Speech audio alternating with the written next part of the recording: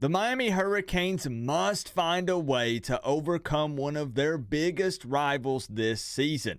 This is a foe that has given Miami trouble for many years.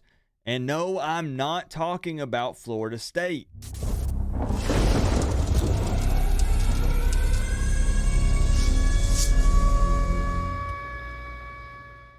What's going on, Canes fans? Now, before we dive in, do me a quick favor and hit that subscribe button if you're not already part of the family. And if you are, thank you. I'm happy to have you here. So Miami's arch nemesis is on the schedule again for the 2024 season, and unfortunately, it's twice as powerful. The bye week. An opponent that Miami hasn't taken down since 2016.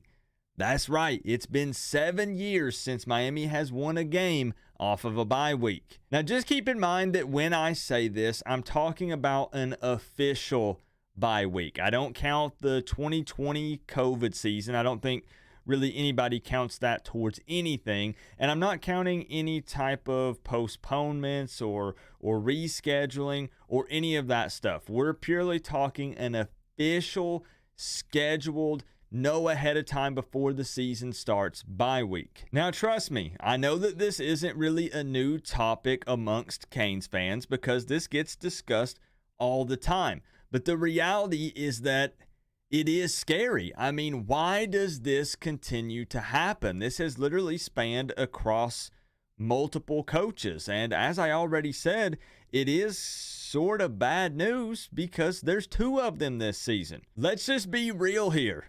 A lot of fans would look at this schedule and say, thank goodness, 2 opportunities to rest and recover. This means even more time to prepare for the next opponent. But not Miami fans. We have PTSD from these little things called bye weeks. Year 1 under Mario Cristobal, the Canes lost to North Carolina, coming off of a bye week. And then just last season, we lost to Georgia Tech. Guess what? Coming off of a bye week. So the question is this: does 2 bye weeks this season equal automatic losses? I personally don't really believe in bad juju or curses, but sometimes I start to wonder, and I'm just being honest here. I would like to look at this and say that the placement of the bye weeks is quite favorable, given that the first one is after traveling all the way out to California before taking on a team that was in the ACC championship game last year. And then the second bye week is late in the season, a much needed break. We're going to have a lot of guys possibly that are beaten and banged up. And, you know, a week late in the season like this is great. Perfect time for some extra recovery to prepare for another ACC opponent. And Wake Forest will probably be trash.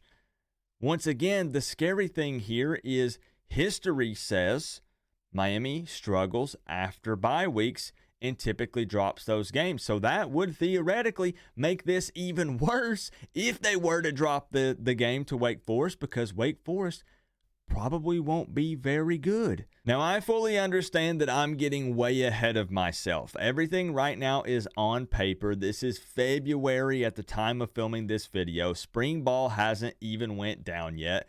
But Miami just can't seem to break this bye week curse thing. And both of these games coming off of these bye weeks are must-win games. And I know that that goes without saying because, well, pretty much every game is a must-win game. But it's time to kill this narrative. If Mario Cristobal wants to prove that he is, in fact, making progress with this team, especially in the game preparation department, then winning the first game off of a bye week since Mark Richt's first season at Miami would be a great start. But until proven otherwise, which I know is a lot of Canes fans' approach to this season, just in general, I will be extra concerned about both of these games when the time comes, probably regardless of what their on-the-field performance says about both teams. It's been too long It's too difficult to shake right now, this feeling of the bye week curse. And as I said, 2 bye weeks is typically a blessing for most fans and teams.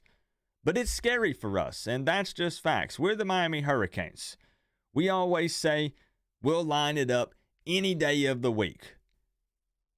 But historically speaking, the stats and the analytics say that it's been a long time since Miami has played well off of a bye week and actually beaten their opponent. Mario, you need to change that this season. Kill the curse. End it. Let me know your thoughts down in the comment section below. Are you extra worried about these games coming off of the bye weeks, or do you think that Miami can finally handle business and end this whole thing? I mean, 7 years is a very long time to not win a game off of an official bye week.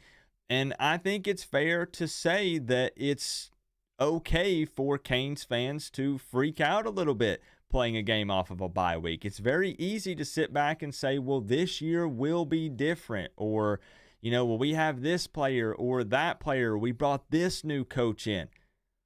We're going to have to see it, because 7 years is a very long time. And whether it be losing the game by 14 or just losing the game by 3, like it was against North Carolina in year 1,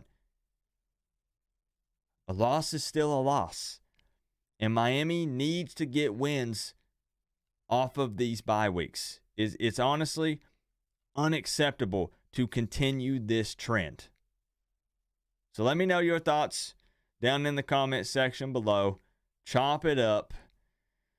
And I've got some more videos coming out here soon talking about the schedule. I want to discuss possibly the most difficult game I think that is on the schedule. And I do these early like this because it's fun to look back and compare and see how accurate we are this early. It's all in good fun. I always have the off-season haters that come in and they say, Coop, why are you throwing out all these hypothetical videos and what's the point?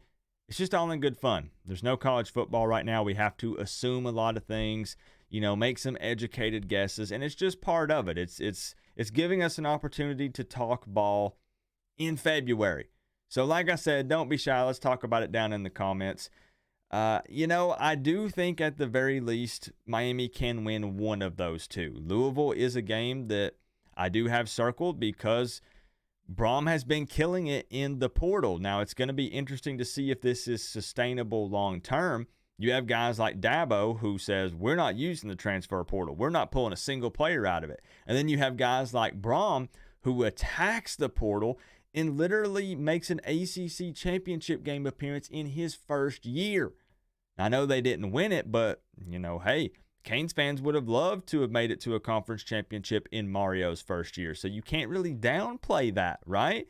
But it's going to be interesting to see if that all crumbles and falls apart, or if he can continue to bring guys in that, have chemistry and fit well within the team. So that first bye week playing Louisville at Louisville, and right now early ranking, they have them at number 22, could be a very scary game. And it depends on Miami's record going into that. The morale, we just traveled out to Cal, a new member of the ACC. Did we take care of business against them? Are we riding momentum? I don't know. We'll see. And then, of course, the one late in the season, probably very much needed. But Miami tends to drop, an uh-oh game. And it's typically a conference game. So we'll see. I really, really need to see this from Mario in 2024, winning both those bye week games. I need to see it. He needs to give me a reason to back him and to believe in him a little more, and believe that the team as a whole, the program, is continuing to move forward. Because up to this point, it's been rough. But under Mario Cristobal, and I'll close with saying this, is showing positive progress. It's just slower than most Canes fans want. And we're going to look at other teams that make leaps and take big jumps and go from only winning 5 games to winning 10 or 11. But every team is different. It's impossible to compare Miami to any other team, and vice versa. It's just part of it. There's too many variables. So Miami needs to take another positive step forward in 2024 to try at least keep the fans mostly happy, keep them invested and excited about where things are headed. Remember though, guys, we're all one big happy college football family, but at the end of the day, I gotta say, it's always better when you get to rep the U. Coach Coop, peace out. I'll see y'all on the next one.